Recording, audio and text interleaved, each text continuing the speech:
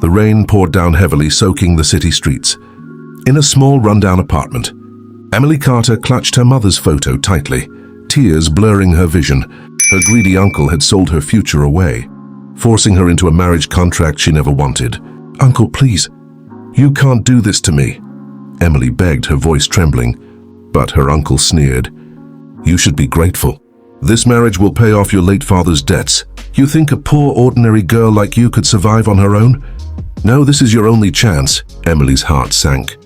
She had heard rumors that her husband-to-be was a wealthy old man who needed a young wife. Fear choked her, but she had no choice. For her family's name, for her survival, she obeyed. The next day, she was dressed in a simple white gown and taken to a private chapel. Her hands shook as she stood at the altar.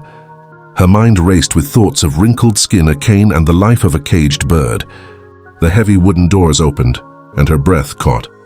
Walking down the aisle was not an old man, but a tall, striking figure in a black tailored suit. His sharp jawline, piercing blue eyes, and confident stride screamed power. This was Alexander Knight, one of the youngest CEOs in the country, known for building an empire with ruthless ambition. Emily blinked in disbelief. "This can't be him. He's not old at all." Alexander's gaze swept over her. His expression was unreadable, cold as ice, yet his presence filled the entire chapel. Without a smile, he stood beside her and said in a low, commanding voice, "Let's get this over with." Emily's heart raced. She wasn't sure if she should feel relief or fear. He was young, powerful, devastatingly handsome, but why would someone like him marry a poor girl like her? The priest began the vows. Emily's voice trembled as she said, "I do." Alexander, expressionless, replied firmly, "I do." When the ceremony ended, he leaned close enough for only her to hear, "Don't mistake this for love. This marriage is nothing more than a contract." Emily's chest tightened. Her new husband was nothing like she expected, but perhaps far more dangerous. The nightmare had only just begun. The mansion was vast, gleaming with glass walls, chandeliers, and marble floors, yet it felt colder than ice. Emily stood in the grand foyer, clutching her small suitcase. She had expected her husband to at least show her where she'd be living, but instead, he simply handed his coat to a servant and walked past her without a word. "Mr. Knight, should I prepare the master bedroom?" the housekeeper asked politely. Alexander's sharp voice cut through the silence. "No, she will stay in the guest room." Emily froze. Her chest tightened at the casual rejection. "So I'm not even worthy of being his wife. Just a stranger in his house." Later that night, Emily wandered into the dining hall, where a long table was set for two. She sat nervously, her hands folded in her lap. Alexander entered, phone in hand, speaking about mergers and investors. He didn't even look at her. When the chef placed dinner before them, Emily tried to break the silence. Thank you for letting me stay here. I know this isn't what you wanted." Alexander finally lifted his gaze, his eyes as cold as steel. "You're right. I didn't want this. And don't thank me. This is nothing more than an arrangement. Play your role quietly and we'll have no problems." Her lips parted, but no words came out. She lowered her head, cutting her food with trembling hands. The days passed in much the same way. She lived in luxury, but felt like a ghost in the mansion. Alexander rarely spoke to her, except when giving instructions. When Emily asked why he married her, his only reply was, "You wouldn't understand." But at night, when she passed his study, she saw him alone, staring at a photo on his desk, a woman she didn't recognize. His jaw was tight, his fists clenched. He wasn't just cold. He was hiding pain. Emily lay awake in her guest room, staring at the ceiling. What secrets is he keeping? And why does my heart hurt every time he looks at me like I'm invisible? She was supposed to hate him. Instead, something inside her longed to understand him, and that terrified her even more than the marriage itself. The morning sun streamed through the tall windows of the Knight mansion, casting golden light on polished marble floors. Emily walked down the staircase quietly, her steps barely making a sound. She carried a tray of coffee she had made herself, something no one expected of her. In this house filled with servants, she found Alexander in his study, surrounded by files and glowing computer screens. His sleeves were rolled up, his hair slightly disheveled, and he looked like he hadn't slept all night. Here," Emily said softly, placing the coffee on his desk. He didn't look up. "I don't drink coffee made by strangers." Her cheeks flushed. I'm your wife." That made him pause. For a moment, his icy blue eyes lifted to hers. Again, something flickered, something almost human, before the mask returned. "That doesn't change anything." Emily bit her lip, turning to leave. But as she walked out, he muttered under his breath, "Thanks." She froze at the door. It wasn't much, but it was the first word he had spoken to her without sharp edges. Over the following days, Emily began noticing little cracks in his armor. She caught him helping the gardener carry heavy tools when he thought no one was watching.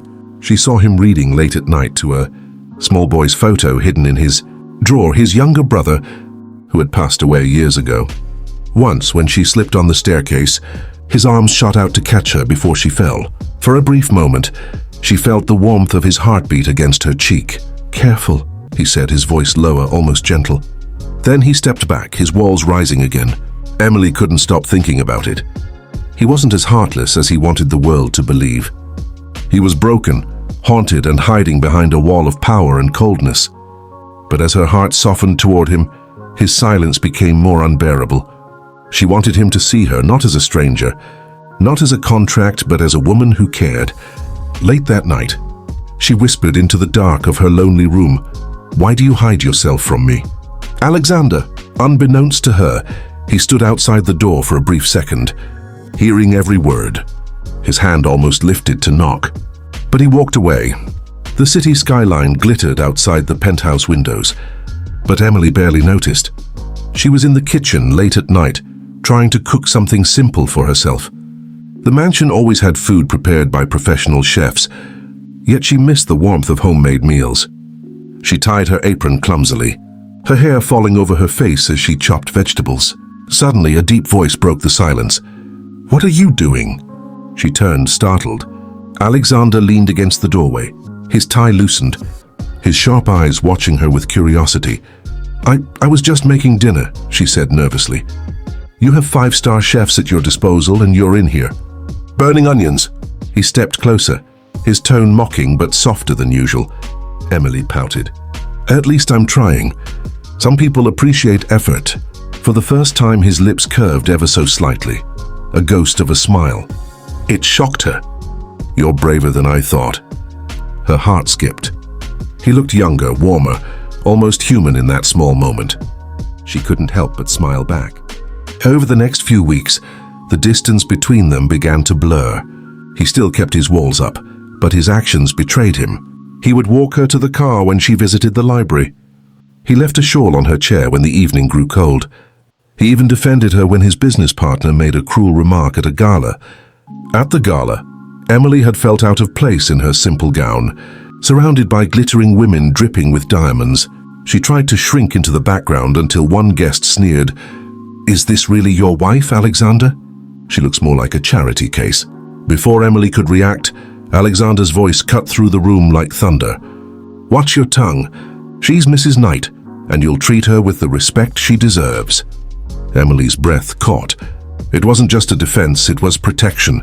For the first time, she saw fire in his eyes, not just ice.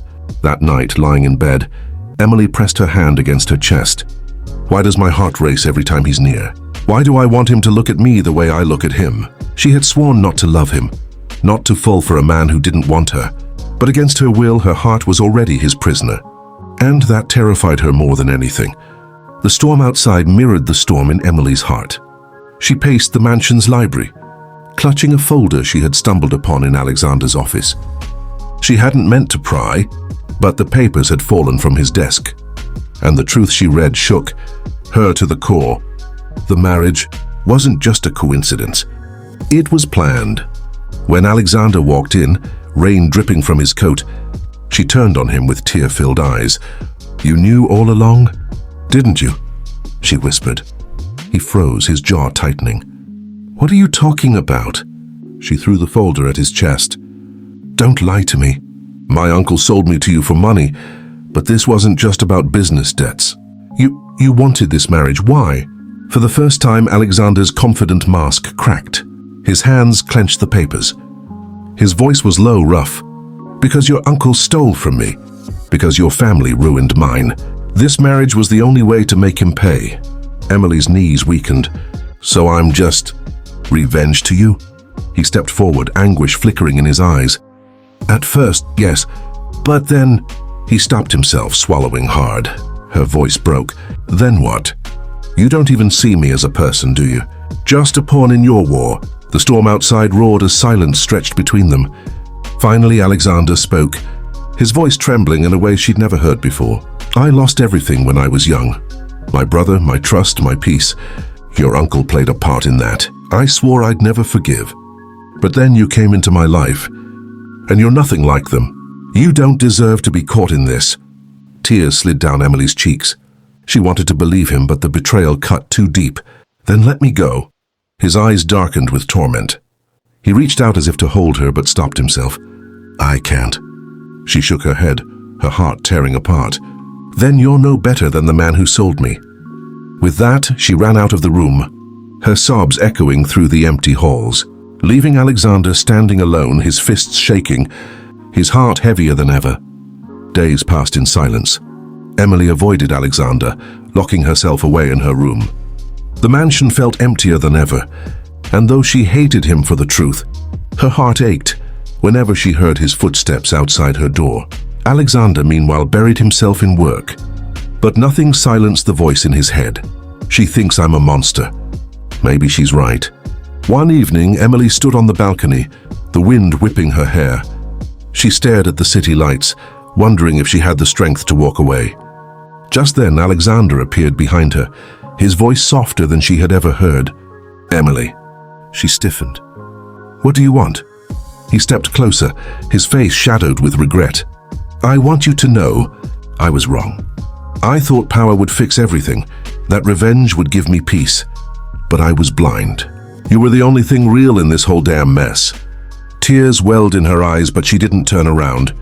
Words don't erase what you did. You caged me in this marriage for your pride. He exhaled sharply, then reached into his pocket. Pulling out a document, he placed it on the balcony railing between them. It's your freedom. Divorce papers signed. You can leave right now, and I won't stop you. Her heart pounded. For the first time, she saw him not as a cold CEO, but as a man broken, desperate, vulnerable. Why? She whispered. His voice cracked. Because I love you. And love isn't love if it's a prison. Emily turned slowly, meeting his eyes. For once, they weren't icy. They were raw, burning with truth. She felt her walls crumble. Against all reason, all pain, her heart chose him. I should hate you, she said, tears spilling down her cheeks. But I don't. In 2 strides, Alexander closed the distance, pulling her into his arms. The city lights blurred behind them as he kissed her, with a hunger that spoke of regret, love and a promise of change. The storm between them had finally broken, not in destruction but in rebirth. Emily had thought she was sold into a nightmare. But against all odds, she had found love where she least expected it. And Alexander Knight, the ruthless CEO, had finally chosen something greater than power. He had chosen her,